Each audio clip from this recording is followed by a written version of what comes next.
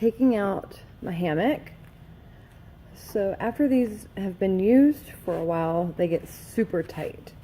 So it's easy at first, right, to take it all out, but then you come to that last part, which you can tell is like super cinched.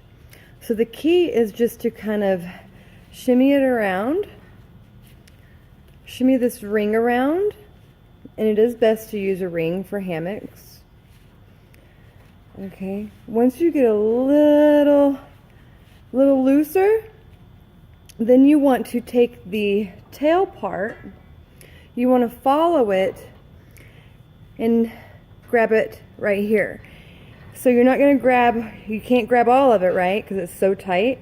So you want to try and grab a tiny bit, as much as you can grab.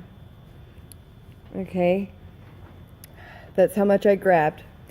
And then I'm just going to pull it apart, pull it apart, pull it apart.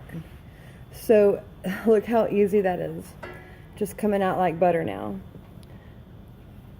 So the trick is to just find that small piece and move it out. Alrighty, there you go. Subscribe to our channel today for the newest updates. We'll see you then.